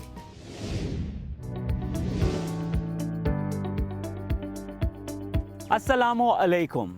आपने ये शेर सुना होगा कि सुबह होती है शाम होती है, ज़िंदगी यूं ही तमाम होती है। लेकिन इस सुबह शाम में एक जो फितर की बॉडी है वो बड़ा मैटर करती है और उसे कहते हैं सूरज। आपको पता है कि हमारा जो सूरज का निज़ाम है, जिसे निज़ाम शमसी या अंग्रेज़ी में सोलर सिस्टम कहते हैं, इसमें हमारा एक सूरज है और हमारे सोलर सिस्टम के 9 सैयारे हैं। ज़मीन बुनियादी तौर पे तीसरा सैयारा है। बाकियों के नाम आपको आते होंगे, अतारुद है, ज़ोरा है, ज़मीन है, मरीख है, मुश्तरी है, ज़ोहल है, नेपच्यून है, प्लूटो है। अगर मैं कोई भूल गया हुआ तो आप देख लीजिएगा। लेकिन इस सोलर सिस्टम के अंदर हमें पता है कि ज़मीन तीसरा सैयारा है और ये सूरज के गिर्द घूमती है। और सूरज के गिर्द घूमने की वजह से इसका ऑर्बिटल मूवमेंट जिसे कहते हैं, वो एक टाइम जो है उसको कैलकुलेट किया जाता है। और इसी तरह जो ज़मीन है वो अपने एक्सिस के गिर्द भी घूमती है। सो ऑर्बिटल मूवमेंट होती है, एक्सिस की मूवमेंट होती है। सो ज़मीन सूरज के गिर्द घूमती है, ये कहना आज तो बहुत आसान है और मैं जब ये बात कर रहा हूँ तो ना मुझे कोई खौफ है ना कोई ख़तरा है। लेकिन हमेशा से ऐसा नहीं था। देयर वॉज अ टाइम कि जब ये तसव्वुर किया जाता था कि ज़मीन के इर्द गिर्द पूरी कायनात है। तमाम सैयारे, सितारे, सूरज, जितने हेवनली इजसाम हैं वो ज़मीन के गिर्द घूमते हैं। और इस थॉट को मजहबी तौर पे इतनी तक़वियत हासिल थी कि कोई फ़र्द अगर इससे मुखालिफ सोच का इजहार भी करता था तो उसका अंजाम बहुत बुरा होता था। यानी कि अंजाम यहाँ तक बुरा होता था कि या उसे जला वतन कर दिया जाता था, या उसे फांसी दे दी जाती थी, नज़र बंद कर दिया जाता था, हत्ता कि रोस्ट भी कर दिया जाता था। जी हाँ, रोस्ट समझते हैं, यानी जिंदा जला भी दिया जाता था। लेकिन साइंसदानों ने अपनी जान पर खेलते हुए खोज करने में कोई कसर ना छोड़ी, हक की खोज करने में कोई कसर ना छोड़ी। बात ज़मीन सेंट्रल है या सूरज सेंट्रल बॉडी है, यहाँ से हो रही है। सो एक अरसे तक ये समझा जाता रहा कि ज़मीन मरकज़ है पूरी कायनात का और पूरी कायनात उसके इर्द गिर्द घूमती है। लेकिन फिर 15वीं सदी में एक साहब आए जो बुनियादी तौर पे एस्ट्रोनॉमी से मोहब्बत करते थे और एस्ट्रोनॉमी के ऊपर बहुत वक्त सर्फ करते थे। उनका नाम था ब्रूनो। ब्रूनो ने इस ख्याल का इजहार किया कि there is a high probability, यानी ये इम्कान कवी है कि ज़मीन जो है इसके गिर्द चीज़ें ना घूमती हों, बल्कि सूरज जो हमें नज़र आता है उसके गिर्द हम घूमते हों। उसने अपने इस ख्याल का इजहार किया और कोई रैशनैलिटी नहीं दी। उसने कहा आई हैव अ फीलिंग कि this is happening, might be. Bruno ने जब ये बात कही तो वही हुआ जो उसके साथ होना था। उसे खारिजुल मज़हब करार दे दिया गया, यानी कहा गया कि ये बेमज़हबा है, दहरिया है। और आखिरकार ब्रूनो को इस सोच और ख़याल की पादाश में जान से जाना पड़ा। And Bruno was actually literally roasted live.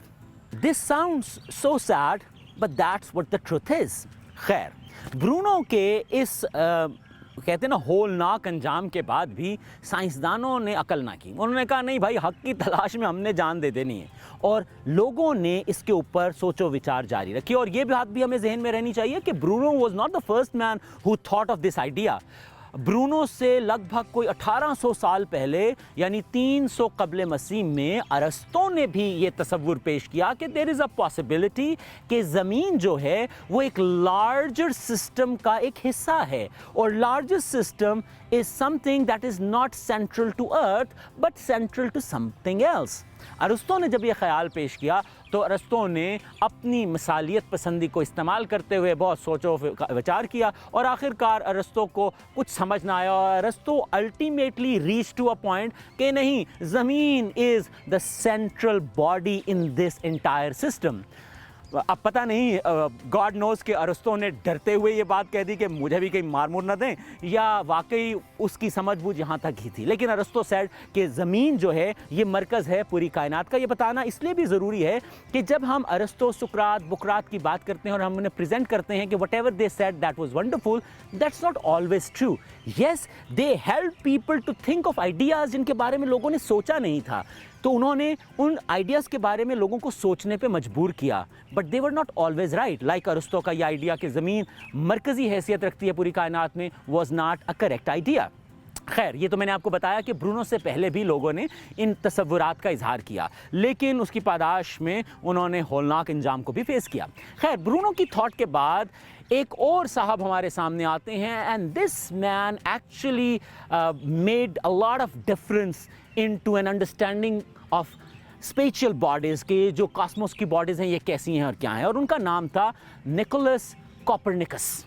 आपने अगर ये नाम सुना हो, नहीं सुना तो please Google it out. Copernicus was the person जिसने एक्चुअली ये तसव्वुर पेश किया और उसकी रैशनैलिटी भी दी कि क्यों ज़मीन मरकज़ नहीं है।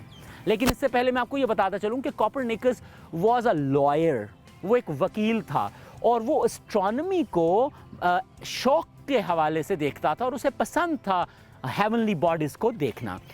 कोपरनिकस का मुकदमा बहुत सादा था। वो कहता है कि ज़मीन अगर मरकज़ है तो इसका मतलब है कि जो सितारे हमें बहुत दूर नज़र आते हैं, वो सितारे अगर ज़मीन के गिर्द गर्दिश कर रहे हैं तो 24 घंटे में एक ऑर्बिटल मूवमेंट यानी एक गर्दिश पूरी करने के लिए they had to travel a lot. उन्हें बहुत सफ़र तय करना पड़ेगा, और वो सफ़र तय करने के लिए उन्हें बहुत तेज़ रफ्तारी के साथ चलना पड़ेगा, which is mathematically not possible and doesn't sound okay कि ज़मीन से मौजूद दूर सितारे 24 घंटे में एक सर्कल हाई वेलोसिटी से तय कर सकें। सो उसका ये मुकदमा था, और इस मुकदमे के ऊपर उसने अपनी किताब जो है वो लिखी, जो कि 1543 के लगभग हमारे सामने आई। और उस किताब में जो आइडिया था वो यही था कि ज़मीन is not the centre of this entire universe, और उसने पैरेलल जो यूनिवर्स है उसका आइडिया दिया था। उसका कहना था कि देयर इज़ अ पॉसिबिलिटी कि there are more same solar systems exist in this universe. Actually ये वही आइडिया है जिसको आगे जाके हमने कहकशाओं की सूरत में समझा है। आपको पता है ना कि निज़ाम शमसी हैं, एक निज़ाम शमसी जो है वो कई निज़ाम शमसियों के साथ मिलकर एक कहकशा बनाता है, फिर कायनात में कई कहकशा है, और ये हमें हबल टेलीस्कोप बता चुकी है। लेकिन the point I am trying to make is कि कोपरनिकस ने अपना ये मुकदमा अपनी एक किताब में पेश किया, और जब वो किताब शाया हुई तो कोपरनिकस वॉज इंटेलिजेंट इनफ कि उसने अपनी किताब पब्लिश तब की जब वो बिस्तरे मर्ग पे था। यानी स्टोरी टेल्स, कहानी हमें यह बताती है कि कोपरनिकस ने अपनी किताब मुकम्मल की और अपने बिस्तर के साथ रख दी। उसके गिर्द उसके डिसाइपल्स, उसके स्टूडेंट्स मौजूद थे। वो कोमे में चला गया और कोमे से उठा और उसने किताब लहरा के कहा, this is my book, publish it. और ये किताब रख के वो फोत हो गया। यानी वो उस तकलीफ से बच गया जिससे ब्रूनो गुजरा था, वरना शायद कोपरनिकस को भी ज़िंदा ही जलना पड़ता। लेकिन ब्रूनो ने वो किताब रखते ही अपनी जान, मतलब वो नेचुरली ही जस्ट पास्ड अवे, ही एक्सपायर्ड। और उसने अपनी वो किताब उस वक्त के पोप के नाम कर दी। शायद ही प्लेड इंटेलिजेंट के पोप के नाम करूंगा, पोप खुश हो जाएगा और पोप फिर पढ़ लेगा, और पढ़ेगा तो फिर शायद कम सख्ती करे मुझ पे। But this all did not happen. Copernicus published the book, passed away, expired, and the book came into market. When book came into market, यकीनन उस वक्त प्रिंटिंग का सिस्टम मौजूद उस तरह नहीं था, तो चंद ही उसके एडिशंस बने। जिन लोगों ने पढ़े उन्होंने किसी ने कहा कि वो जहन्नुम वासिल हो चुका है, किसी ने उसे बुरा भला कहा, लेकिन साथ साथ there was a line of scientist जो इनकी बात को, कोपरनिकस की बात को सोचता रहा। और फिर एक वक्त आया जब गैलीलियो गैलीली, ये नाम आपने सुना है, गैलीलियो गैलीली ने जब टेलीस्कोप बनाई और टेलीस्कोप के जरिए उसने कायनात को देखा, तो उसने कहा that Copernicus was absolutely right. और कोपरनिकस का ये आइडिया कि ज़मीन is not the centre of this universe is absolutely true, and the sun is the central body of our solar system, ये गैलीलियो गैलीली ने अपनी टेलीस्कोप से देख के और दुनिया को दिखा के साबित किया। लेकिन आपको पता ही है गैलीलियो गैलीली का अंजाम क्या हुआ? उसे नज़रबंद कर दिया गया, क्योंकि गैलीलियो गैलीली ने जब ब्रूनो और ब्रूनो के बाद कोपरनिकस की बात को तजर्बे के ज़रिए सही साबित कर दिया, तो उस वक्त का जो चर्च था दैट गॉट टेरिफाइड कि हम तो सदियों से एक मुकदमा पेश करते आ रहे हैं और अब ये बिल्कुल उसके मुखालिफ चीज़ें तजर्बे से साबित होने लग गई हैं। So what happened, Galileo Galilei को नज़रबंद कर दिया गया और उस नज़रबंदी में वो अपनी जान दे बैठा। मैंने आपको ये सारी स्टोरी जो सुनाई है, इसका बुनियादी नुक्ता था the idea to understand what is central in the universe, and that is not our planet. वो हमारा सैयारा ज़मीन नहीं है और इंसान इसी के अंदर सदियों रहा। और जब इंसान ने समझ लिया कि नहीं, देयर इज़ सूरज, सूरज इज़ अ सेंट्रल बॉडी, ज़मीन उसके गिर्द घूमती है, तो फिर बुनियादी तौर पे साइंटिस्ट ने इस चीज़ को समझने की कोशिश की कि ज़मीन की गर्दिश के क्या तरीके हैं, ऑर्बिटल मूवमेंट क्या है, एक्सिस की मूवमेंट क्या है।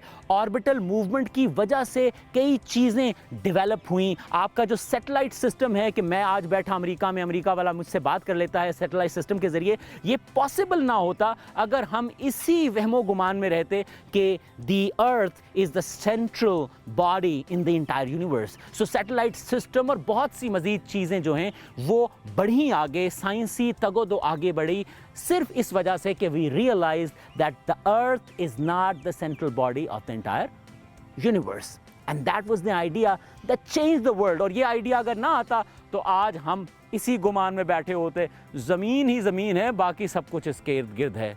जिस तरह आजकल हम इस गुमान में भी हैं, इंसान अशरफुल मखलूक़ात है, चाहे जानवरों से बदतर हरकतें करें। It's just a message, I hope you got the message. So sun and the solar system and understanding the structure of galaxies was an idea that changed the entire world. आज तक के लिए इतना ही, इजाज़त दीजिए, खुदा हाफिज़।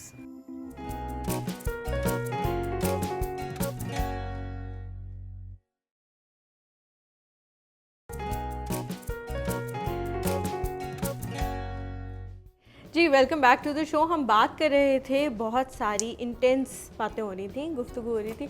आप मुझे बताएं कि आप कह रहे थे कि अल्लाह ताला से जो हमारा ताल्लुक़ है उसको हम तभी याद करते हैं जब हम मुश्किल में होते हैं, जब हम खुश होते हैं तब हमें वो याद नहीं आता। क्यों? देखें, अभी ये बात मैंने ऑन एयर भी की, ऑफ एयर की, सॉरी, कि इंसान बाज़ औक़ात अपनी गलतियों को कुदरती ज़ुमरे में ला के छोड़ देता है कि ये nature, you can change the nature. आप शुक्राना नहीं करते और आप फ़लानी चीज़ नहीं करते और फ़लानी भूल जाते हैं, गमी में याद रखते हैं। ये एक्चुअली इन्हीं चीज़ों को रिपेयर करने के लिए आप आए हैं दुनिया में। अपने अंदर की वो सारी सलाहियतें जो अच्छी और बुरी हैं उनमें तमीज़ करने के लिए आए हैं आप। और एक्चुअली ये सबक भी मिल चुका है आपको पैदा होने से पहले। सूरह राफ के हवाले से कुरान से बात कर रहा हूँ कि वहाँ बहुत कुछ बताया जा चुका है आपको, और फिर अगर आप अच्छे अमल करेंगे तो वो आपको याद भी रहेगा। मगर हम जब डाइवर्ट होते हैं और बुरी तरफ जा रहे होते हैं तो सोचते ही नहीं है, तो उसका नतीजा यही निकलता है। एक्चुअली इन दी एंड ये होता है कि हम शुक्राना भूल जाते हैं। मैंने 10 साल क्या किया बताऊँ आपको, मैंने इसी बात पर प्रैक्टिस करके अपने आप को ठीक किया कि मैं खुशी में अल्लाह को वैसे ही याद कर सकूं जैसा मैं दुख में और ज़रूरत में कर रहा था। तो क्या बाज़ औक़ात मेरी अपने आप से लड़ाई हो जाती है। मैं कोई दुआ मांगूं और जिस ज़ौफ़, बुजुर्गी, मोहब्बत से मैं दुआ तड़प से मांग रहा हूं, अगर मैं वो दुआ कबूल होने के बाद उसका उस तड़प से शुक्राना नहीं अदा कर सकूं तो मैं रुक जाता हूं। कसम से, मैं गाड़ी में हूँ, मैं वहाँ बारगाह में हूँ, मैं मस्जिद में हूँ, मैं किसी घर पे हूँ, मैं नचा नमाज पे हूँ, मैं वहाँ रुक जाता हूँ, चाहे 2 मिनट लगे, 10 मिनट लगे, 15 मिनट लगे। जब तक मैं अपनी कैफियत को ले के वहाँ नहीं आता और मुझे अपने आप से लगता है कि मैंने अब एहसान फरामोशी नहीं की, तब तक मैं उठता नहीं हूँ। ये तरबियत इंसान अपने आप को खुद देता है और फिर चीज़ें आहिस्ता आहिस्ता बेहतर होने लग जाती हैं। नदीम भाई, मैं ये पूछना चाहूँगा, स्पोर्ट्स से रिलेटेड आप माशाल्लाह से इस वक्त director marketing and development Karachi hockey federation भी हैं, और ख़ास तौर पर हॉकी में जो हम इस वक्त सिचुएशन नज़र आ रही है, क्रिकेट को हम लोग सपोर्ट कर रहे हैं लेकिन हॉकी हमारा कौमी खेल है और उसकी जो हालत है, तो क्या कहेंगे उस पर? देखें, बड़ी तकलीफ़ की बात है, अक्सर कौमी चीज़ों को जिस तरह हमने फरामोश किया उस तरह हॉकी भी गई और उसमें बहुत सारी प्रॉब्लम्स हमारी अपनी हैं, हमारी कोताहियाँ हैं, और उनको ठीक करने के लिए 2016 में मैंने शुरू किया। ये प्रीवियस गवर्नर जो थे सिंध के, उनकी इंडक्शंस पे, और एक ओलंपियन है हैदर हुसैन और डॉक्टर जुनैद अली शाह प्रेसिडेंट हैं हमारी ऑर्गेनाइजेशन के। तो हमने 5 हॉकी के ग्राउंड्स कराची में ज़िंदा किए और अब मज़ीद हम कर रहे हैं। जो कि जगहें कराची हॉकी एसोसिएशन के नाम पे थी वो हमने लेके लोगों ने शादी हॉल खोले हुए थे उसमें, तो उनको लेके हमने प्रॉपर स्टेडियम्स बनाए।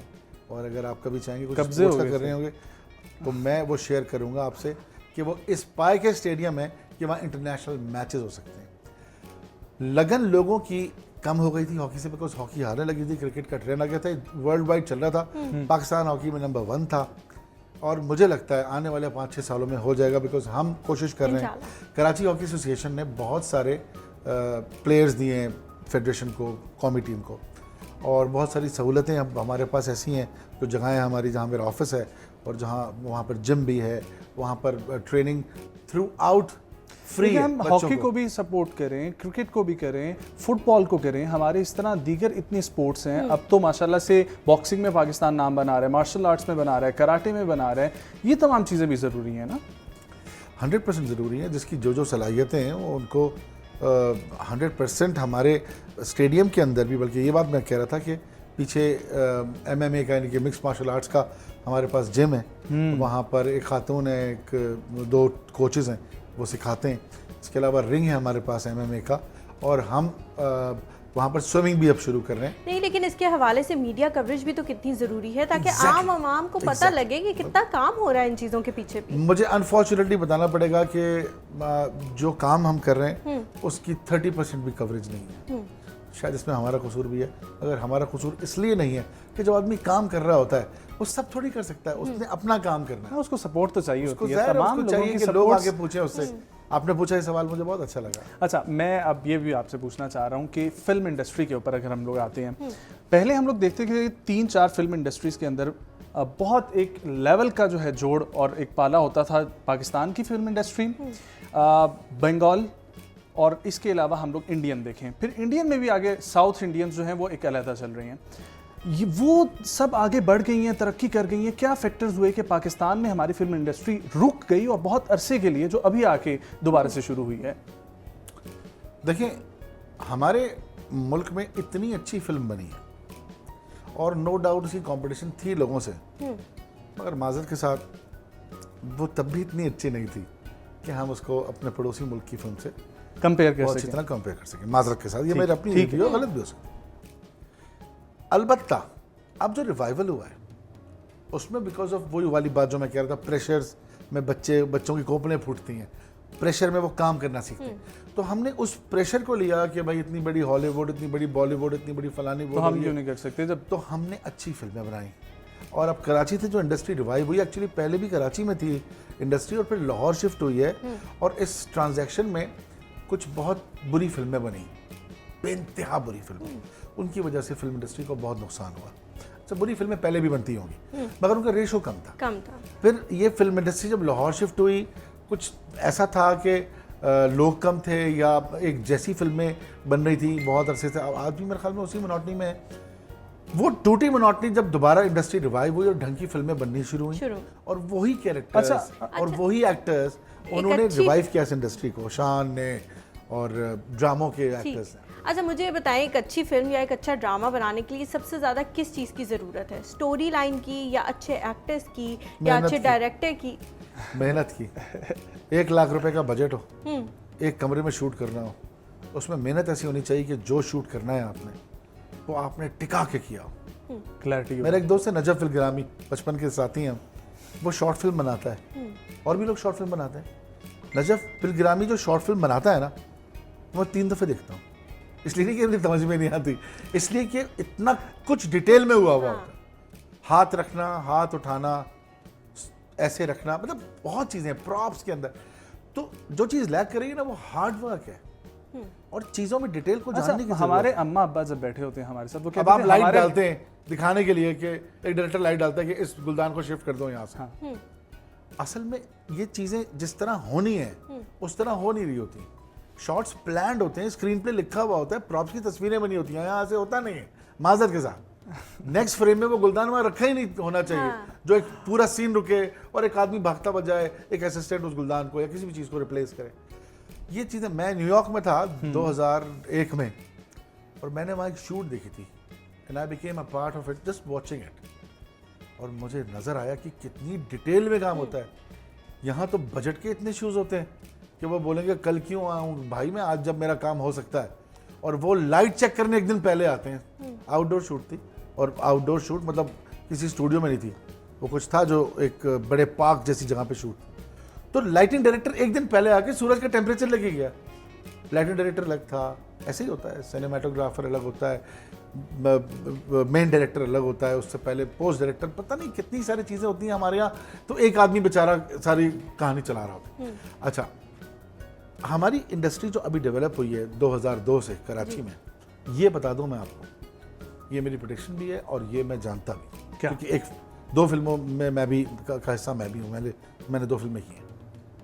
ये इंडस्ट्री बहुत आगे जाएगी और ये हार्ड टाइम देगी आप के चारों तरफ के लोगों को जहाँ उर्दू बोली और सुनी जाती है। क्योंकि इसमें अब वो प्रेशर्स के साथ लोग निकल के आ रहे हैं, ना स्क्रिप्ट्स पे कॉम्प्रोमाइज़ हो रहा है, ना डायरेक्शन पे, ना स्टोरी पे। कास्टिंग एक बहुत इंपॉर्टेंट चीज़ है। जैसे 2 भाइयों को कास्ट करना है अगर, तो वो 2 भाई लगने चाहिए आपको कास्टिंग। लेकिन नदीम भाई यहाँ पर ये बातें भी सुनने में आ रही हैं कि पहले फिर भी कुछ डिटेल में काम होता था, पहले आपको स्क्रिप्ट पढ़ने के लिए दिया जाता था, अब सिर्फ और सिर्फ आपको एक सिचुएशन बता दी जाती है और आपकी अपनी इम्प्रोवाइजेशन पे आपको छोड़ दिया जाता है। नहीं, मुझे नहीं लगता ऐसा है, क्योंकि मैंने 2 फिल्में की हैं, हम तो लाइन बाय लाइन। मेरा यही तो पॉइंट था कि हमारे माँ बाप भी जब बैठते हैं, जब सारे बैठे हों, तो वो ये कहते हैं कि हमारे दौर में ये वाला एक्टर था जिसने बहुत अच्छी एक्टिंग की थी, आजकल तो एक्टिंग ही नहीं आती लोगों को। देखें, एक बात बड़ी पक्की है कि हम अच्छे एक्टर्स अब तक बहुत सारे प्रोड्यूस नहीं कर सके, फिल्म एक्टर्स, क्योंकि हमारे पास जो लोग फिल्म एक्टर्स थे वो ड्रामा एक्टर्स बन गए। अब वो दोबारा जब फिल्म में आ रहे हैं तो हमें ड्रामा एक्टर ही लग रहे हैं, वो फिल्म एक्टर नहीं लग रहे हैं। जबकि पहले तो फिल्म एक्टर होता था वो फिल्म एक्टर होता था और ड्रामा एक्टर होता था। मगर ऐसा नहीं है कि ये बेहतर नहीं होगा, ये बहुत जल्दी बेहतर होगा। और नए लड़के जो खाली फिल्म करेंगे, अब देखें दानिश तैमूर एक एक्टर है, बिल्कुल, उसने रॉन्ग नंबर फिल्म की, हमने साथ की, तो उसके बाद उसने ड्रामा में एक्टिंग छोड़ दी। मगर क्या हुआ, परेशान, सर्वाइवल की प्रॉब्लम में आ गया, तो फिर उसने ड्रामा में एक्टिंग शुरू कर दी।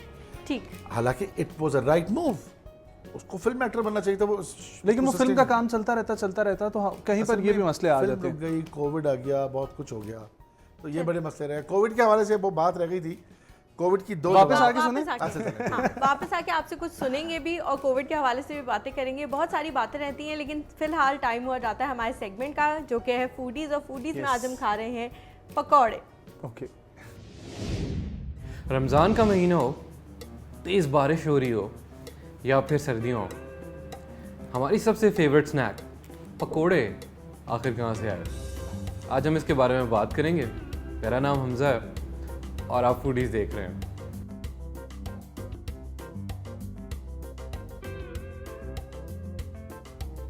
भाई, रमज़ान हो तब पकोड़े, बारिश हो तब पकोड़े। इस वजह से जो है पकोड़े और ये मौसम जो है वो हैंड इन हैंड जाता है। मगर रमज़ान और मॉनसून जब एक साथ आ जाएं तो कितनी फिट बात है। और इस साल जो है वो कुछ ऐसा ही हो रहा है। पता नहीं कौन सी चीज़ जो है वो ज़्यादा जॉयफुल है, ये सीज़न या फिर द फैक्ट कि I get to eat these पकोड़ास।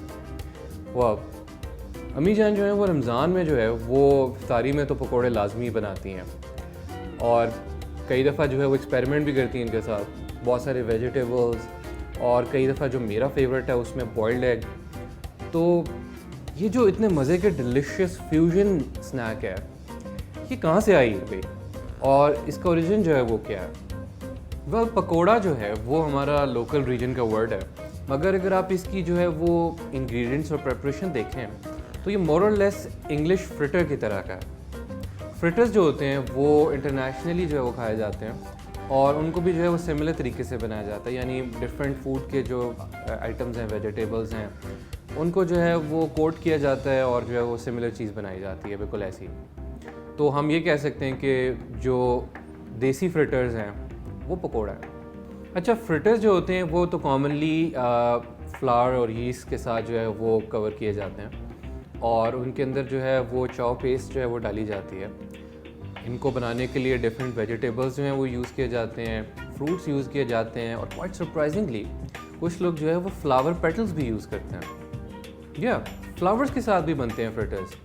Day lilies, violets, rose, blossoms, ये इनके पेटल्स जो है यूज़ करके ये फ्रिटर्स जो हैं वो कोट करके लोग जो है वो एक्चुअली कंज्यूम करते हैं और खाते हैं। ये जो डीप फ्राइंग की टेक्निक है, ये जापान में 16th सेंचुरी के अंदर जो है पोर्चुगीज़ और स्पेनिश ने इंट्रोड्यूस करवाई थी और वहाँ जो आप देखते हैं डम्पलिंग्स या फिर डीप फ्राई जो वो चीज़ें करते हैं वो एशिया के इस रीजन में स्पेनिश और पोर्चुगीज़ ही लेकर आए हैं। अच्छा, मगर इंटरेस्टिंगली जो फ्रिटर टाइप के फूड आइटम्स हैं वो इससे भी ज़्यादा पीछे जो है वो प्रीडेट करते हैं और रोमन्स जो हैं वो पहले से जो है वो ये चीज़ें इसी तरह बनाकर खा रहे थे क्योंकि वो कॉन्क्वेस्ट जो कर रहे थे डिफरेंट रीजन्स की, तो वो डिफरेंट रीजन्स में जो है वो आते थे।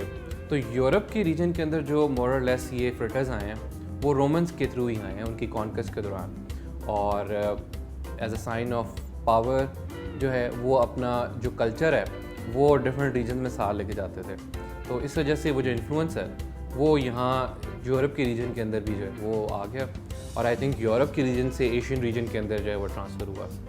पर पकौड़ों के बीच में और फ्रिटर्स के बीच में जो है वो आखिर क्या डिफरेंस या सिमिलैरिटी है? मोर और लेस इनको बनाने का तरीका जो है वो तो सेम है, यानी कि इनकी जो कॉम्पोजिशन होती है वो तकरीबन सेम है, इसकी टेक्निक्स जो हैं वो सेम है, मगर एक ही इंग्रेडिएंट जो है वो इनको एक दूसरे से जो है वो डिफ्रेंशिएट करती है। अगर हम इसको कहते हैं कि ये देसी फ्रिटर है तो वो बात गलत नहीं होगी, पर आखिर क्या चीज़ है जो इसको यूनिकली आइडेंटिफाई करने में हेल्प करती है? और वो ये है कि इसका जो की इंग्रेडिएंट है फ्लावर जो होता है यूज़ इसमें, पकोड़ों के अंदर चिकपी फ्लावर यूज़ होता है एज अपोज टू जो फ्रिटर्स हैं उनके अंदर चाव पेस्ट या फिर दूसरा फ्लावर यूज़ होता है। तो इसके अंदर जो मेजर डिफरेंस है वो ये है। चिकपी फ्लावर यूज़ करने की सबसे जो बड़ी रीज़न हो सकती है इस रीजन के अंदर, एक तो ये है कि यहाँ पे फार्मिंग जो है वो बहुत ज़्यादा होती है चिकपीस की, और हमारी जो रेगुलर स्टेपल फूड है उसके अंदर भी जो है वो चिकपीस जो हैं वो बहुत असेंशियल हिस्सा है। हम लेंटिल्स या दाल जो है वो क्वाइट कॉमनली घर में जो है वो बनाते हैं सालन वगैरह के साथ या अपने डिफरेंट चीज़ों के अंदर इस्तेमाल करते हैं। तो क्योंकि वो काफ़ी ज़्यादा ग्रो होती है अबंडेंस में, तो सबसे ज़्यादा जो है वो ईजी जो है वो आपको ऑब्टेन करना वो ये फ्लावर है। इसी तरह इसका जो दूसरा बेनिफिट है वो ये है कि इसके अंदर जो ख़ास एक टेक्सचर है जो आपके पकोड़े के अंदर आता है, एक तो आप क्लियरली देख सकते हैं कि इसका जो कलर है वो थोड़ा सा ब्राउनिश सा आता है, वो इस फ्लावर की वजह से होता है, और दूसरा इसके ऊपर जो एक थिन कोटिंग है वो भी इसी की वजह से है। तो इनको जो सॉफ्ट फ्लफ़ी सा वो जो टेस्ट एक ख़ास देती है वो चिकपी फ्लावर है, और इसकी वजह से जो है इनका यूनिक टेस्ट है एज अपोज टू फ्रिटर्स। वैसे तो पकोड़े बहुत ही पॉपुलर स्ट्रीट फूड है। आप बाज़ारों में जाते हैं, आप किसी भी स्ट्रीट में जाते हैं तो वहाँ पे मोस्टली जो लोकल वेंडर्स हैं उनको पकोड़ों के जो आपके स्टॉल्स हैं वो तो ज़रूर मिल जाते हैं, मगर इसके साथ साथ ये बहुत इंपॉर्टेंट हाउस होल्ड स्नैक भी है और क्वाइट कॉमनली जो है वो घर में भी बनाई जाती है। आपकी शाम की चाय हो, आपका मानसून की बारिश हो, रमज़ान का महीना हो और इफ्तारी का टाइम हो, तो ये घर में भी जो है वो उतनी ही एंथुसियाज़म के साथ बनाई जाती है। पकोड़ा जो वर्ड है उसका ओरिजिन जो है वो संस्कृत से है। पकवा जो है वो संस्कृत में कुकिंग को कहते हैं या बनाने को कहते हैं, और वाता जो है वो लंप को कहते हैं या कोई किसी पीस को कहते हैं। तो ये जो पकोड़ा है ये एक तरह का एक कंपाउंड है इन दोनों लफ्ज़ों का और थोड़ा सा इवॉल्व है, तो इस वजह से हम अब जो है ये हमारी लैंग्वेज में पकोड़ा के नाम से जाना जाता है। पकोड़ा, पकोड़े जो हैं वो वैसे तो ओकेजनली खाने में भी खाए जाते हैं। आपने कड़ी पकोड़े का नाम तो सुना होगा। तो कड़ी पकोड़ों के अंदर जो वो पकोड़े डाले जाते हैं, इसी तरह जो है वो ये स्नैक के तौर पे भी खाए जाते हैं। और जब ये स्नैक के तौर पे खाए जाते हैं तो ये डिफरेंट चटनियों के साथ खाए जाते हैं, यानी डिफरेंट सॉसेस के साथ खाए जाते हैं। बहुत ही जो कॉमनली है वो ये ग्रीन चटनी के साथ खाए जाते हैं, जो कि चिली से बनती है, मिंट से बनती है, कोरिएंडर से बनती है। इसके साथ साथ जो है वो इमली की चटनी जो है वो उसके साथ भी खाए जाते हैं।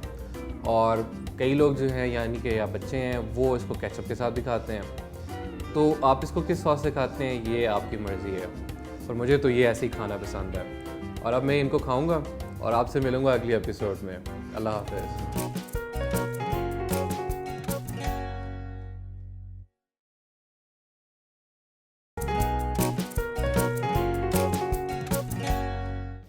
जी welcome back to the show. बिल्कुल आखिरी मराहल चल रहे हैं हमारे शो के।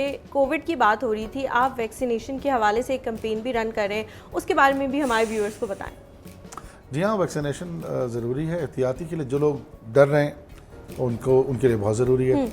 और जो लोग समझते हैं कि वो इम्यूनिटी पे काम करते हैं अपनी और अच्छी तरह करते हैं और इम्यूनिटी उनकी डेवलप है, फिर भी एक वैक्सीन लगानी ज़रूरी है। मैं तो जो सब लोगों को कह रहा हूँ, मगर एक कुछ चीज़ें जो मेरी अपनी, मैंने कोविड में मैंने जिनसे मैं गुजरा हूँ, कि वो जो एक ग्रुप जिसका मैंने शुरू में जिक्र किया, जिसमें दुनिया भर के बहुत सारे लोग हैं, हाँ। वहाँ से मुझे एक चीज़ मिली, प्यास। मैंने आपसे कहा ना मुझे सूरह माउन मिली, यहाँ प्यास। तो दो चीज़ें मेरी समझ में आई। अब दूसरी चीज़ बता दूँ आपको कि प्याज कच्ची खाएं, जिसको कोविड जो गुजर रहा है कोविड से, अल्लाह करे वो उसकी इम्यूनिटी इस लेवल पे हो कि वो सेहतियाब हो जाए, तो वो करे क्या?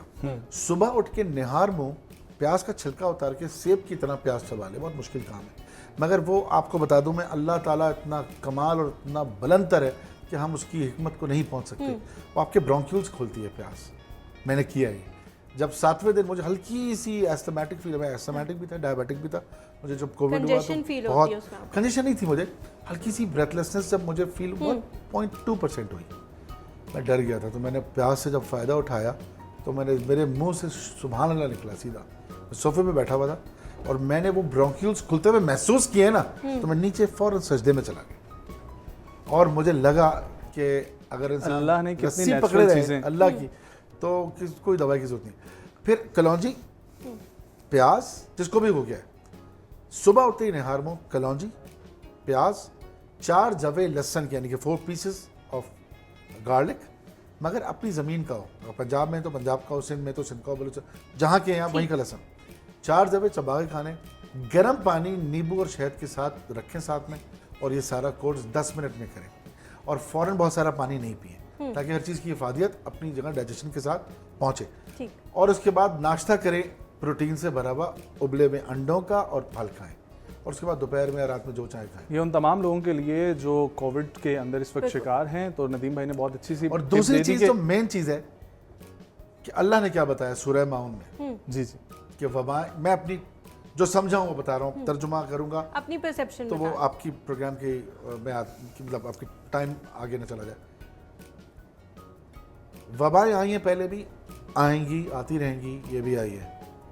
ये तुम्हारा टेस्ट है, इसमें जिस चीज़ का ख्याल रखना है अपने अलावा, वो सबसे बड़ा ख्याल ये रखना है कि तुमसे कमतर, तुमसे बुरी हालत में उसको मत भूल जाना। सूरह माउन यही कह रही है, मतलब सिखाने के लिए वबाएं आपको आई हैं। तो नदीम भाई आप में क्या चेंज आया? टेस्ट इसीलिए आता है कि आप बेहतर हो जाए। नदीम भाई आप में क्या चेंज आया? मैं बहुत कंप्लीट और मुकम्मल फील करने लगा इस बीमारी के बाद। मुझे लगा मुझे बहुत कुछ पता लग गया है, कुछ भी ना आया होगा मुझे, मगर मैं आई एम फीलिंग, सिर्फ सूरह माउन मैं तकरीबन कोई अब दिन में 2 दफ़े पढ़ लेता हूँ। अच्छा, बिल्कुल प्रोग्राम का टाइम खत्म होने वाला है, कुछ जल्दी से गुनगुनाएं ताकि हम प्रोग्राम को एंड करें। इंतहाई जल्दी से। अच्छा नहीं इंतहाई जल्दी नहीं, आप थोड़ा सा आराम से भी। ओके, तो क्या क्या कुछ भी जो आप आपको सुनाना पसंद चाहें। वो हमारी प्रोड्यूसर ने भी आपसे रिक्वेस्ट की थी हाँ। आपके गाने के हाँ, लिए। बस उनका ही Please, गाना हाँ। सुनाता हूँ।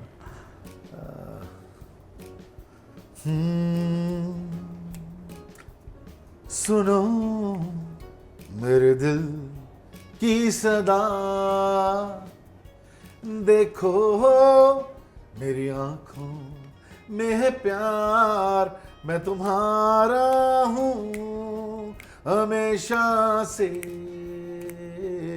मैं तुम्हारा हूँ हमेशा से। हे देखो मेरा दिल है बेकरार, सोचो इसमें है कितना प्यार, ये तुम्हारा है हमेशा से, ये तुम्हारा है हमेशा से। अरे बहुत खूब। और इसी के साथ हम लोग अपने ऑडियंस से लेंगे इजाजत। अपना और अपने इस प्यारे वतन का इर्द गिर्द लोगों का खास ख्याल रखें। फीडबैक तमाम सोशल हैंडल्स पे आप लोग दे सकते हैं। फिर मुलाकात होगी आपसे एक और सुबह को। हलीमा, मुझे और हमारी पूरी टीम को दीजिए इजाजत। अल्लाह हाफिज़।